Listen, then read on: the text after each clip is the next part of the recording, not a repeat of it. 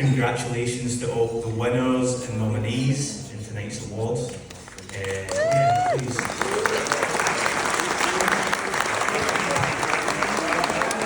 It's been great to hear about all the amazing projects and the positive impacts they've had on the local communities. Now, I think it's important that we start by recognising what we all have in common in this room tonight. And that is power. Power and privilege. We have the privilege of enjoying a dinner in this iconic hotel. We have the privilege of sharing each other's warm company. We have the privilege of going home somewhere safe at the end of this evening. That privilege breeds confidence and assuredness and power. We may not feel like we have any real power in the world. We might look at our narrow little sphere of influence and ask what we can really change against the monolithic forces of late capitalism. And understand that. I feel that too every day. But we only need to look at the key word that's been repeated throughout the night to know that we can effect positive change on our environment. And that word is regeneration. Power is inherent in regeneration. Every time we take something that's broken and fix it, we're harnessing our power.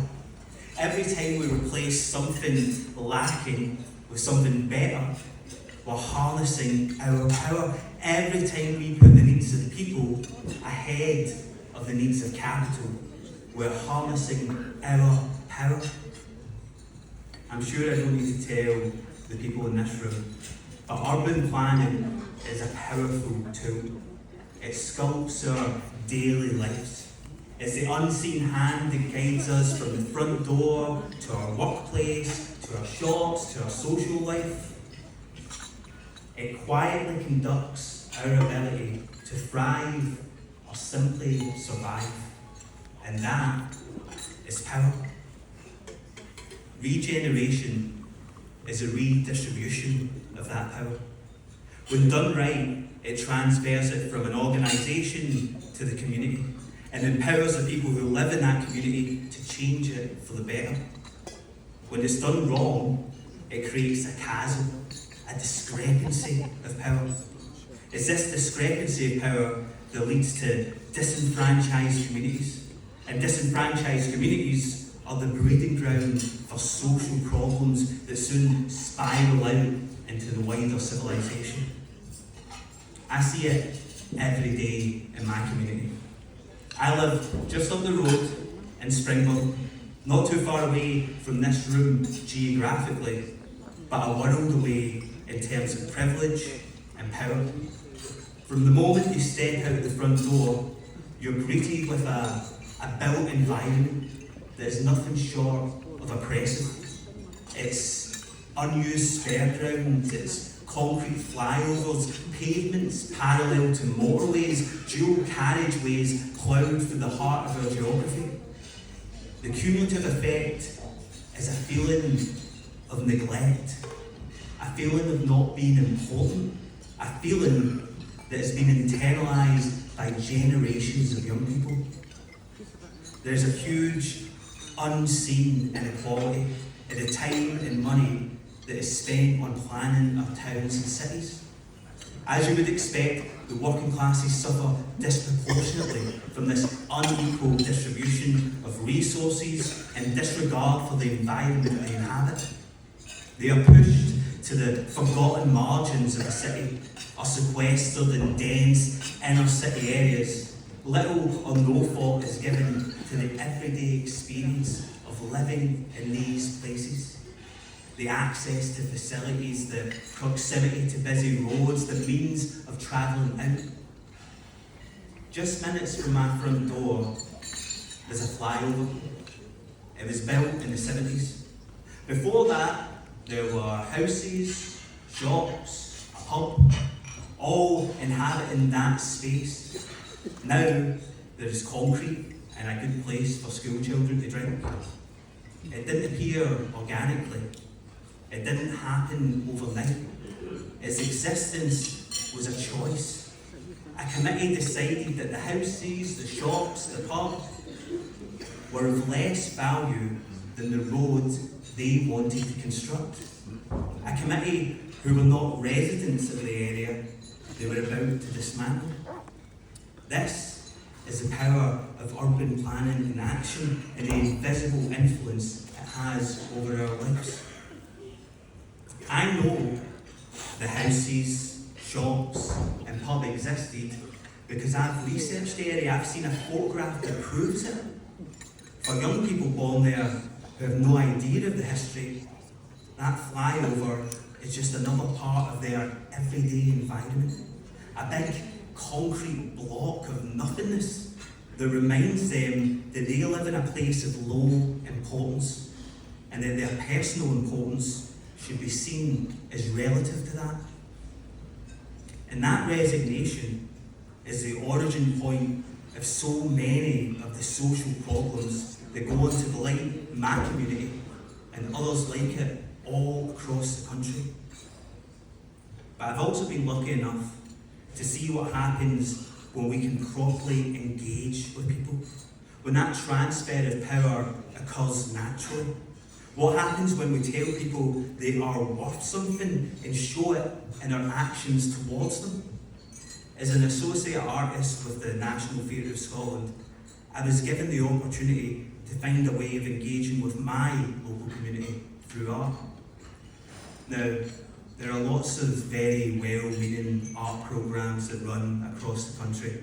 I'm sure many people here will have examples from their own local area, but many of them fail in a number of simple ways. Mainly, they are run by people who don't know the area, and they don't really include the people who live there either. How many times have we seen people bringing interpretive dance workshops to deprived communities? And it's not to say anything against interpretive dance, by the way, I'm a poet, so I don't have a leg to stand on. But it's important to meet your audience where they are. And the audience in deprived areas are often disparate and diffuse. They do not all congregate in one place. And the few places where people do still meet, pubs, bingo halls, community centres, are often under threat.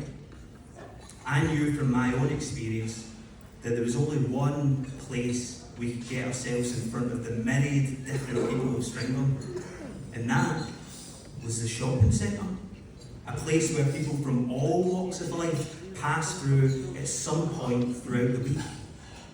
That was the genesis of my project, the Bank of Springbok, where we took over an old Santander bank unit in the shopping centre and turned it into a community arts hub.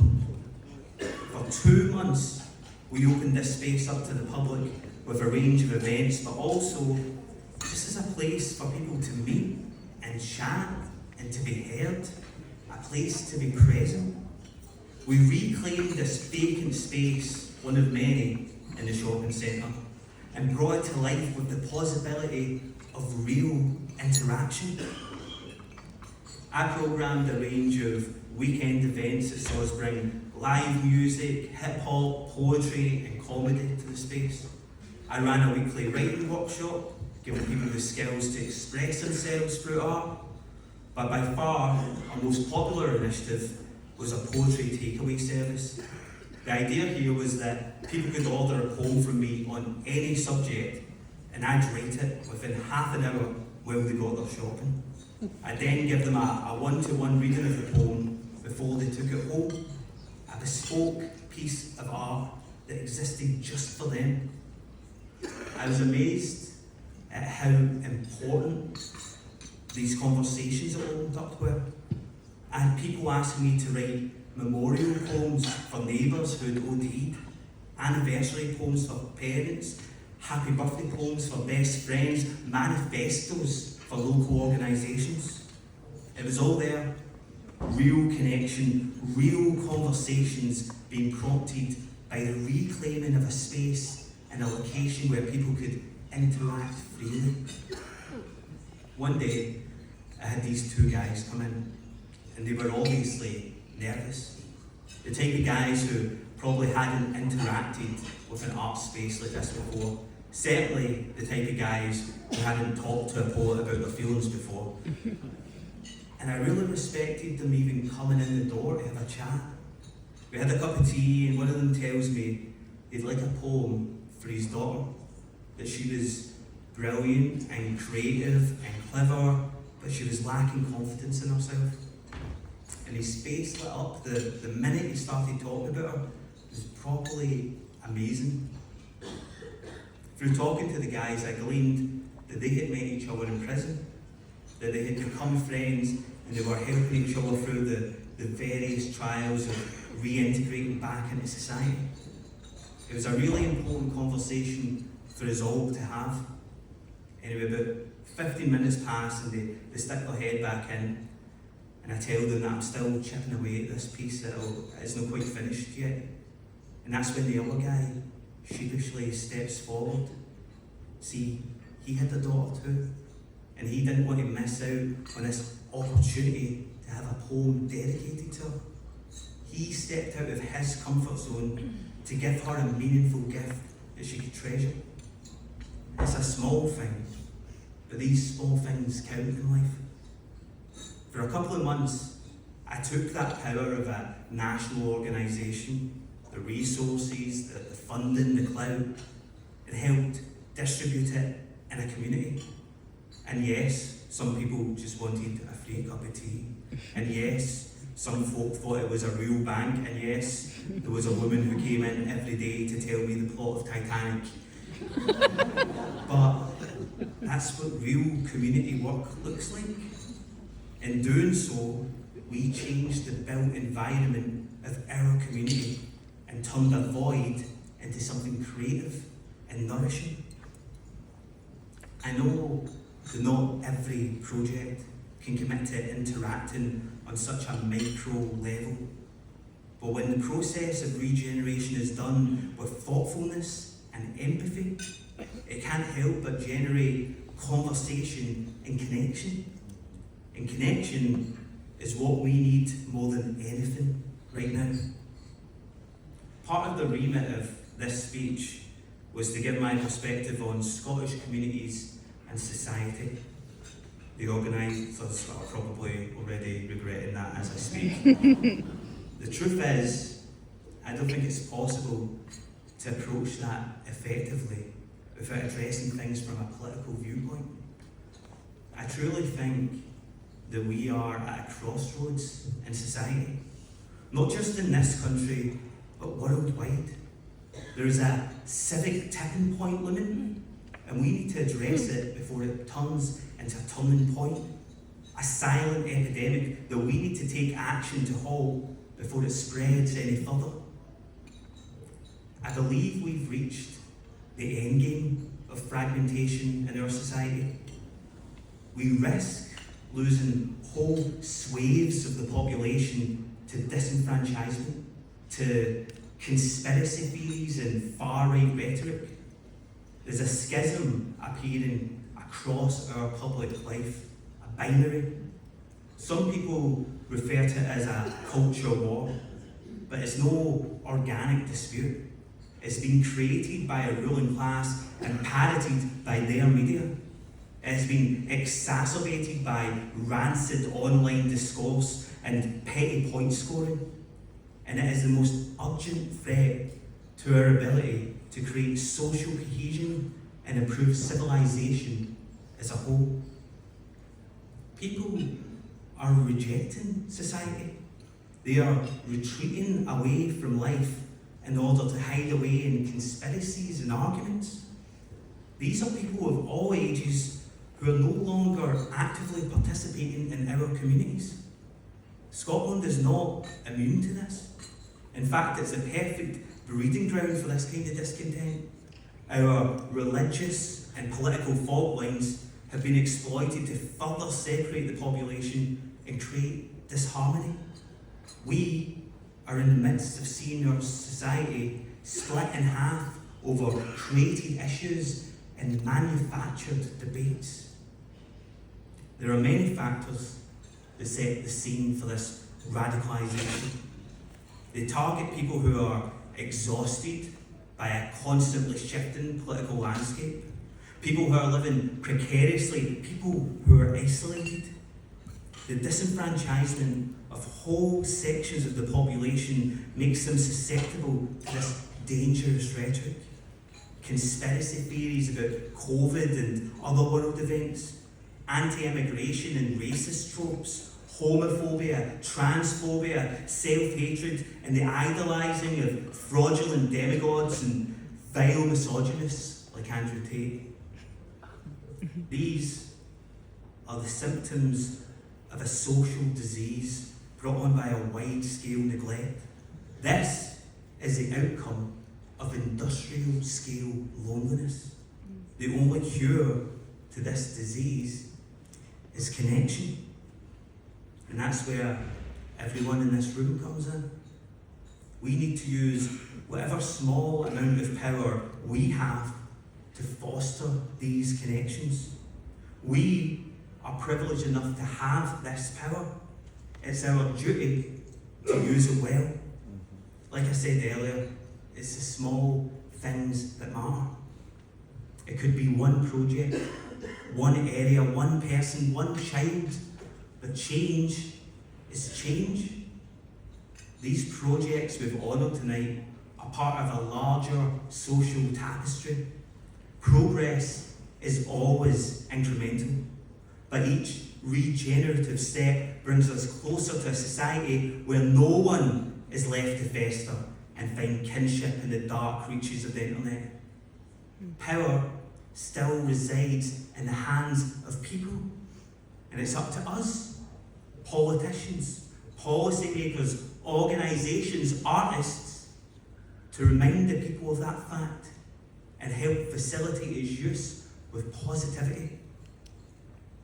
And it's not just organisations that have this power. More and more it feels like community groups are discovering their own agency, their ability to change their locale for the better and actively improve the lives of the people in their neighbourhood.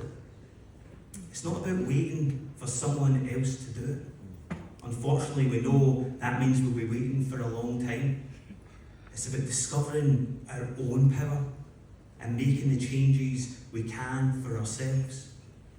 Projects fail when they fail to see the people behind the numbers, when lives become an abstract nuisance rather than the rationale, when we dehumanise people, when we see them as unimportant or even expendable, then we are no longer working for the common good, but against it. I'd like to read a poem for you now. It's a piece that's rooted in my community of Springburn. Its issues, its trauma, its resilience, and it's about the way we see working class lives and the truth behind that abstraction. It's called Excess Brackets Now.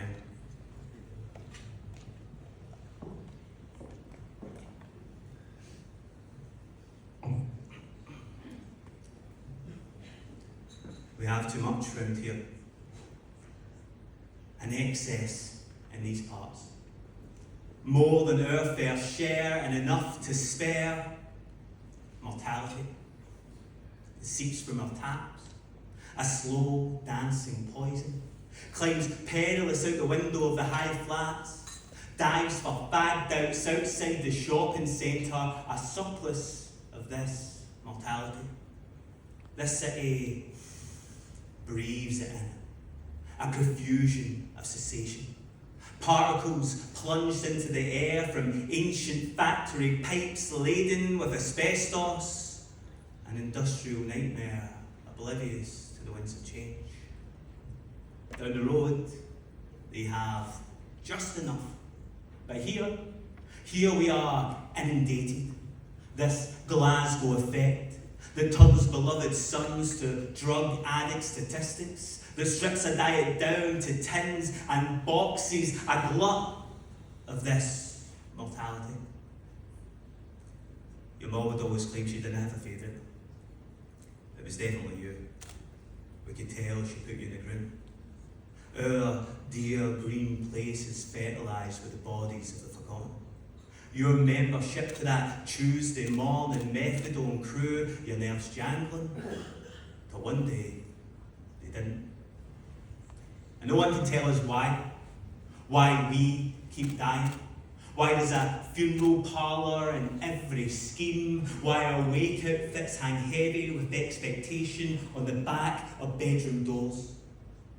So we learn to wallow in the waiting, biding time till our tongue, scanning the evening Times obituaries, memorialising colleagues and classmates, faces revealing themselves from foggy memory like a brass rubbing.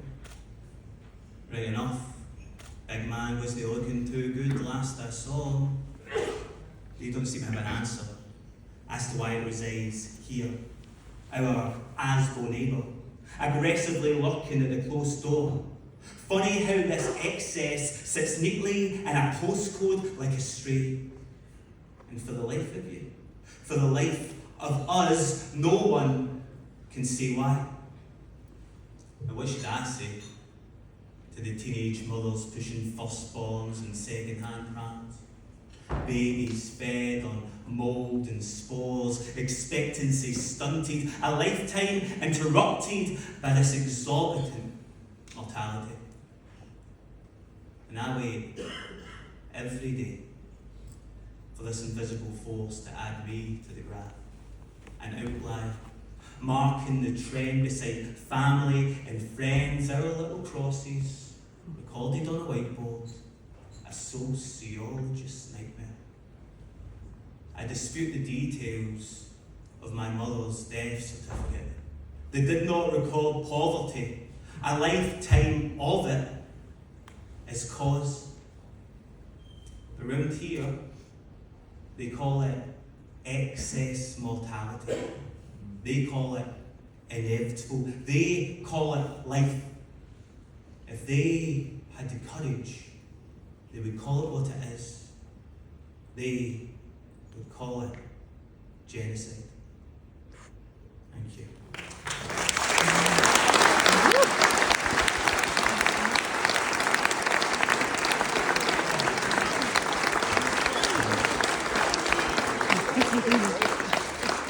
Sorry for finishing on a heavy note. I know that people have come here to eat, to drink, to celebrate, but I'd be remiss if I didn't take this opportunity to be the spectator at the feast and remind everyone what it is we're doing this for. We have power in this room, and we need to make sure we're reminding ourselves to concentrate it in positive ways. We are in a seemingly perpetual crisis. Everything is strained, everything is at odds, everything is struggle. I feel that too. I know how hard it is to even get out of bed some days, to confront the horror of the news.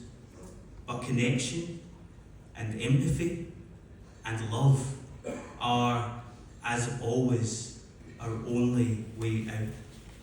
We need to demonstrate that from the top down and from the ground up. We need to cultivate a mutual respect that will help us to bring equality to forgotten areas and joy back to people's lives. Connection is the cure, and we have the power to proliferate it. Let's leave here tonight with a renewed intention when we hear the word regeneration.